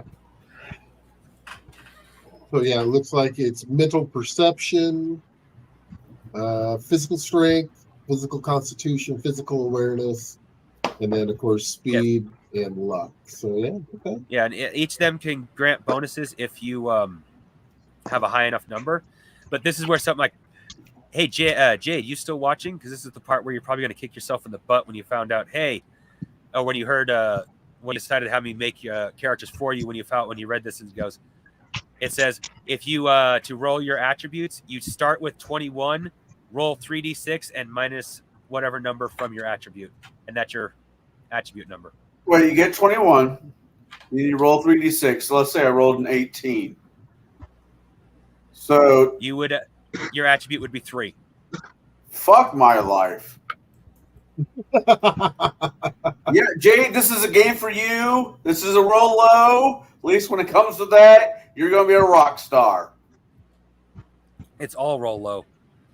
Oh, yeah, he's going to be magnificento. Yes. Fuck. Can I get you to make my character? Because I can't roll low on principle.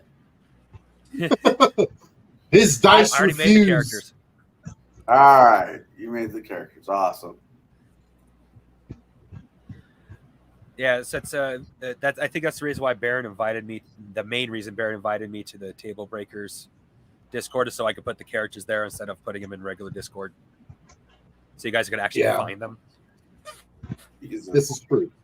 Oh my god. That way they're all in one spot. Oh my god. Yeah, exactly. I got 21. I'm rolling 3d6. Ones. Don't you want higher the ones? No, I want ones. What? Yeah. Roll 3d6 and forget the first 2. All right. Woohoo! Yeah. So artillery, I like that. There's actual artillery weapons. Yeah, that's your shit's cannons. Guns. Wait. Pistols. I could be a Hammer, knife, I could be a katana. person that shoots people. Yes, I believe that is actually part of the weapon provisions you can have. Woohoo! Giggity, boom. And of course, the general things. Yeah. One thing that I would suggest, and this is just a suggestion for you to write down for later, is have a adventure, I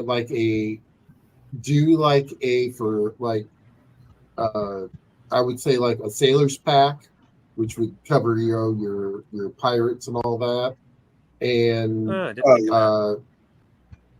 basically for like equipment wise.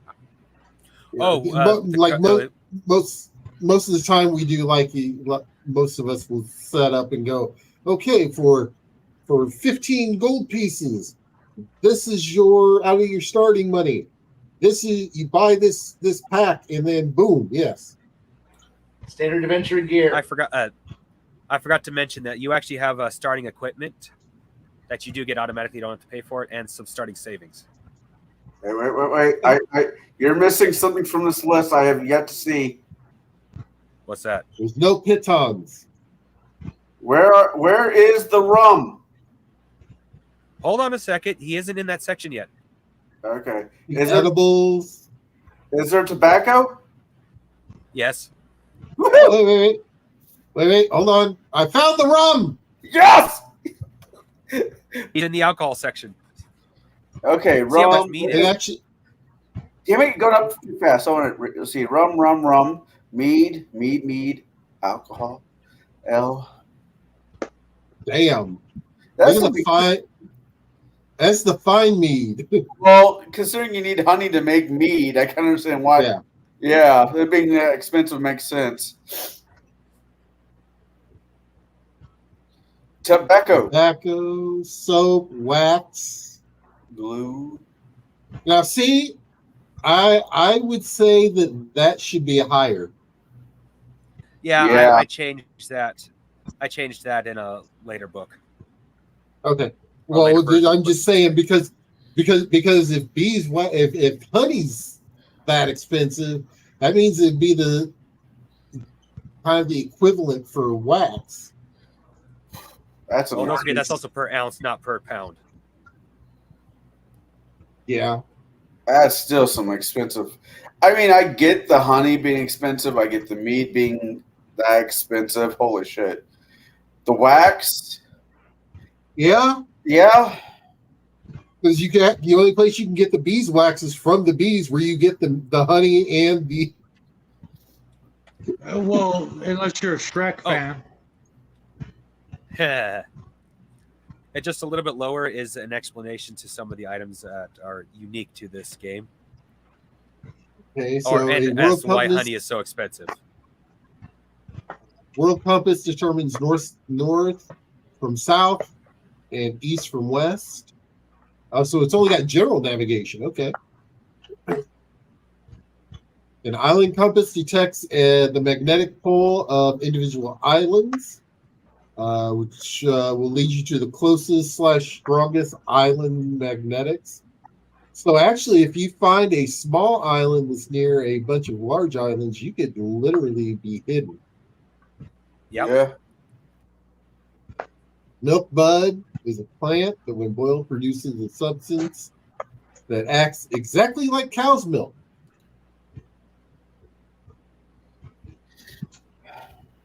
Okay. Mostly fed to cows. And there are cows in this game. Mm. And of course, the explanation I've already given about honey. Yeah.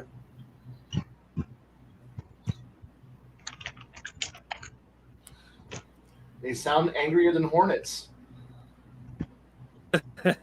Oh no! Not the murder hornets. Wasps, they have no purpose besides fucking your shit up. Yeah, I'll and then agree they with go and recruit the ladybugs, and they go recruit the dragonflies. There's an actual game that has been out lately that keeps hitting my feed for the you're building a colony of bees basically, and that you get attacked by the hornets or the wasp. Because wasps bring other assholes. Just Yes. for the- This is really, really well laid out. I definitely agree. The way he has this definitely laid out, especially for kind of like a starter pack, which is basically like this. Yeah. This is exactly a quick, easy. To me, this would be like the kind of like the starter box set. But you say this is what you get. Yeah. Your basic set, and then when you have your additional rules that you would lay on top of the from that. I laid it out in the way that made the most sense to me. Can I multi-class being a pirate paladin? Yes, but you have to. Well, technically you could now because you are at second rank, but you have to wait till second rank, and you lose all. Howie. No. Domain of play. If you go multi-class, you don't go to. Well, like one of the hangups with paladins, as I'm thinking about, is the divine factor about being a paladin, and you've kind of removed that. Except for the sun god, you remove that from the campaign. You remove that from the situation. So it's just kind of like, what kind of doors have now been opened because of the not having to deal with the divine right versus. Well, you still have to basically pray and do certain rituals every day to maintain your ability to cast Hardiums in a lesser degree to the Refractionist. If you stop doing that, your character will lose his ability to be a Right. to be a Sun Kid. But there's no hard line, no hard alignment lines. Is what I guess I'm saying. No, there is not. And I get. And in looking this over, I see no alignments whatsoever. So. I like this more. Just the 4 reactions. Now, my thing with alignment is I'm stealing this a little bit from Legion of Myth, but I was like this beforehand. Alignments can be just way too limiting compared to reality, and this is mostly meant. Admittedly, this is mostly meant to be a cinematic game, but that whole you got to have this hardcore line in the sand. It's like even the most noble person is 50 Shades of Grey. There is no way of getting around that. So I just felt like a hard set alignment was just not something I wanted in my game. Hey. A set of reactions is definitely good. What? You stay out of Bruce's closet. We don't talk about what you find in there. Well, I haven't yet, but I will eventually. I got pictures. Is Bruce even here? I'm here. Oh, okay. You guys were like completely into it. That's awesome. No, this sounds fun. This really does sound fun. This definitely sounds like this is going to be a fun time. So starting next week, for 3 weeks, we are going to be. This is going to be what we eat, sleep, and breathe here on TableBreakers. So definitely make sure you join us for the shenanigans. Shenanigans.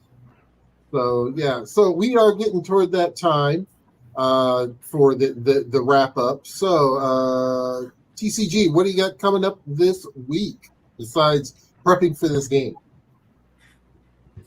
Not much. I've had to cut back on the amount of videos I make because I was starting to show the first signs of burnout, and cutting back to video every other week has already done me some good.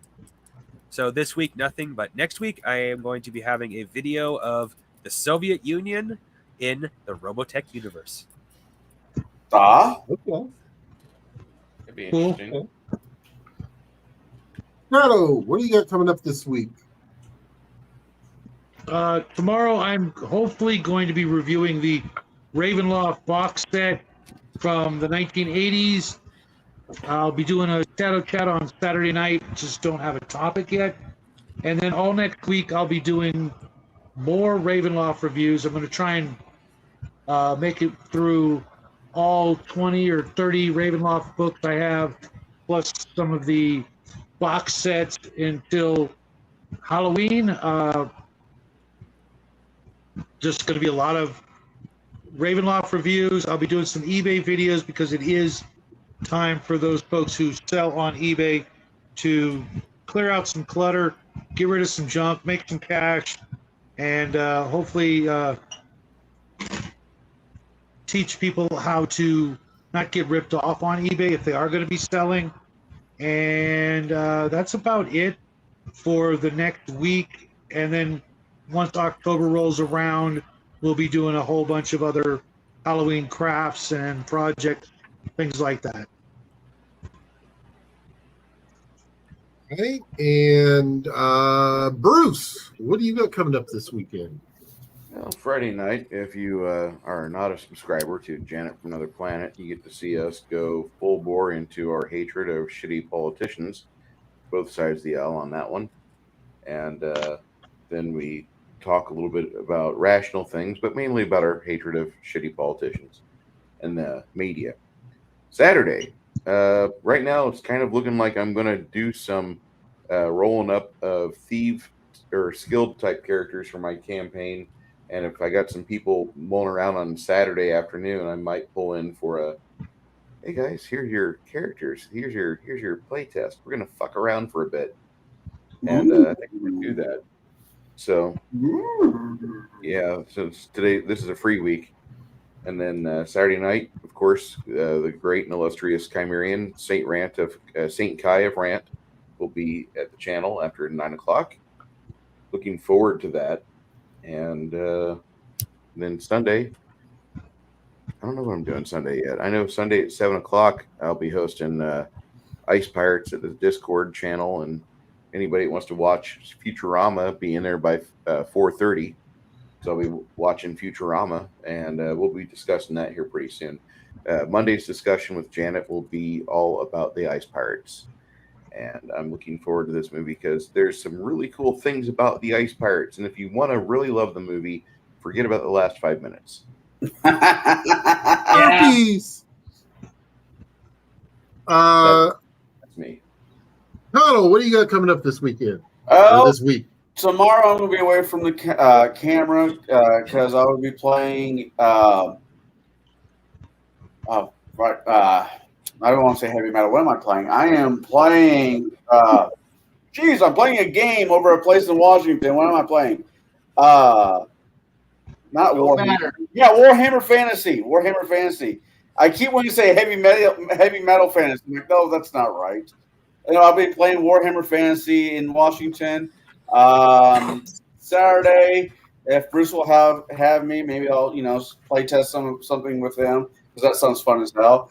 And Sunday. I know we tried to do this last week, but life being life, and I having to make a trip to Indiana, which sucked. We will be doing the Jim Belushi and John Ritter's Real Men, where I think they miscast somebody and they should have just used Bill Murray because that's the way he was acting the entire movie. I can't believe you don't like this movie because it is a perfect movie to showcase the comedy talent of Jim Belushi, the world's funniest living Belushi. How dare you? I didn't say I didn't like the movie. I'm just saying Bill Murray would have been a better choice for that role because that's how he was acting the entire movie.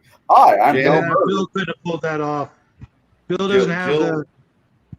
Good. Bill couldn't have pulled it off. He's not tough enough. He's all tough. The scene with the dominatrix in that movie that changed Jim Belushi's character for the rest of the film. That completely made him completely cucked. After that, I love the scene with the loving his parents, his loving mom, and mom. His aunt. Yeah. So there's a lot of surprises about this movie. I've never seen it before. I'm a big Jim Belushi fan. I liked him in. There's a couple of movies he did in his late 80s that I really enjoyed. But what movie I want you to review, Bruce, is Shoot 'Em Up. If I can find a way to bring it to my channel sometime next year. Listen, if we mention it, I'm sure it will happen. But I gotta placate Janet. November. Oh, she'll love this movie. I know she will. I know, but follow me for just a second. Not Norman Reedus, but the other Boondock Saint. What's his name? Peter Shane. Peter. I don't know. Sean Murphy. Neil Patrick Flannery. Yes, I was getting there. Yeah. Well, the entire month of November, we'll be reviewing movies of him because Janet's got a thing for him. God, he's a really nice guy. I've worked with him on sets before. He's so cool. And I'm like, so you really gush about this guy? She's like, yes. And I'm like, fine. November's it. I don't want to fucking have to deal with one fucking turkey fucking movie. Yeah. Then listen. I love Thanksgiving for what it is on a patriotic and spiritual basis. I think giving thanks is something that many people have forgotten the art of. But I cannot stand turkey. I worked at a miserable shithole called Kroger's in East Peoria, which they later fired me. And I learned to hate turkey. Like, turkey is like the worst fucking animal for food consumption in the world. It's dry as shit. You have to have 3 gallons of gravy to make it go down well. You have to have another gallon of milk to wash that and take a nice shit afterwards. Yeah, Sean Patrick Flannery, amazing guy. But I don't want to fucking have to look at one fucking turkey in November that I should not have to. If I go out in public, it's my fault because I went out in public and, oh God, there's a million fucking turkeys at HEB. I fucking hate turkeys. I can teach you how to make turkey, actually not to dry. But I wanted to ask you a question there, Bruce. Have you done Fight Club or Pulp Fiction yet? Neither of those movies yet. Cool. I didn't want to miss that. Oh God, Pulp Fiction. Like the Dune movie we did on Monday, like the first hour of it, I was like fatigued and I was sucking on coffee beans, and then the coffee beans hit, and like after hour 2 and 3, like 3 hours of fucking jacking off basically to that movie. I fucking love the movie Dune, and the theatrical version of the movie is like a 71 for me. Okay, it's very watchable. The score is amazing. There's some cool stuff in it, but the Spice Diver edit, if you've not seen the Spice Diver edit of Dune, it's a 3-hour version with a lot of the deleted scenes restored. I mean, like, you see his first wife and her kids that he gets after a knife fight that was never in the theatrical version. You get a lot of minutes added to the film with a lot of good context. There is a lot of narration because this is a movie based on Dune, and otherwise it'd be a 6-hour film, which I was happy to. Let's go for a 6-hour film. Fuck, what was her name? Sean Young did a video of on a Super 8 of her experience in Mexico, and it chronicles David Lynch's hell he went through because Dino De Laurentiis fucked up the entire movie with all of his stupid ideas in 2 hours and 17-minute mandate. But Sean Young put this film on YouTube. So if you guys like Dune and you love Sean Young, she's got a channel. She's got a channel with her video from Dune, and you can watch the filming process. It's substantial. It's like a half hour to an hour long. And she says this movie, we filmed like 4 hours of it. And even Pat Stewart was saying this would have been a great movie if we would have gotten everything on camera into the movie, because they filmed like 4 hours of it. But man, we got what we got. Sorry. The version that me and Shadow did early on, man, that movie, I was about ready to turn it off right when they hopped on a ship using a Traveler. That thing was just disgusting. I'm sorry. I'm like, yep, I'm done, or I need more beer. One of the two. You don't understand the Navigator, do you? It made me feel dirty. Oh, so you're not Was the it only really one the that's seen Navigator? So you weren't the only. Sorry, it's the fact that a buddy of mine literally describes the nav. Sorry. Go on. Okay, it's the fact that a buddy of mine literally describes the Navigator as a diseased vagina. That's kind of what I called it.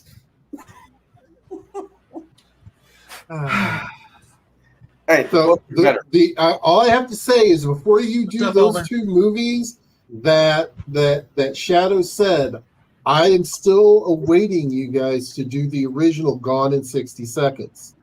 Oh God, yeah. Not the Nick Cage redo. Yeah. Well, The that was original. still pretty okay. The Nick Cage version's all right. No. No, hold on. When I say all right, I mean it's highly watchable by Gen X. The original Gone in 60 Seconds is a classic. The only movie that Amazing. measures up to it and actually exceeds it numerous times is the Blues Brothers. I hate Illinois Nazis.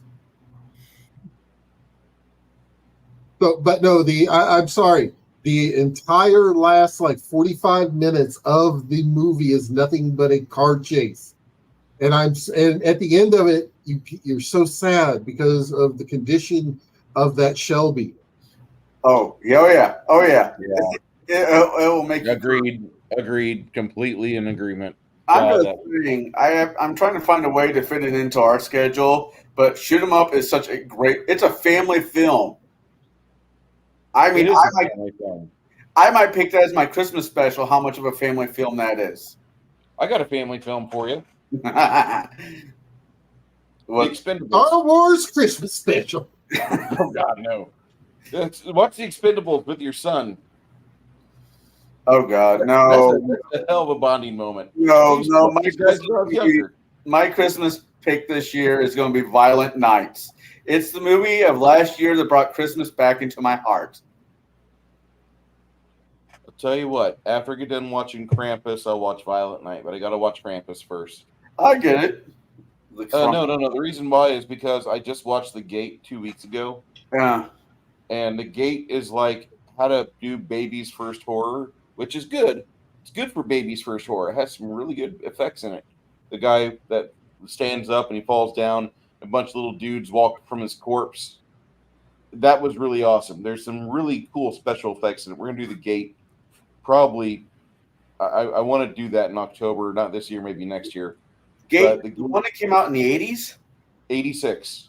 I kind of remember that movie. That was a weird-ass movie. It is. Hell, they have it for Bruce? free on the tubes. I'm sorry. This comment right here is something that you would say. Because I did watch Basic Instinct with my father on opposite sides of the room, and I didn't know where his hands were. Wait. You said you were at the Beetlejuice musical? I wanted to go, but Bobert would not call me. I am so fucking heartbroken. My wife and I, we didn't know what to do. I'm like, Bobert's going to the musical without me. I want to go with Bobert. That musical was just a hands-on experience. I know. I mean, never believe anybody when they say I'm in politics and I play Miss Morals, because this is the Exhibit A. All right. Here we go. What the guys with 3 strokes here in Congress? What was it? McDonald. You had McDonald that just had a stroke. Fetterman just had a stroke, and Bobert had her strokes on camera. So Okay, and we'll go ahead and call it there, folks. Make sure to get your boosters, like, share, and subscribe to all of these very fine creators. Make sure you do that.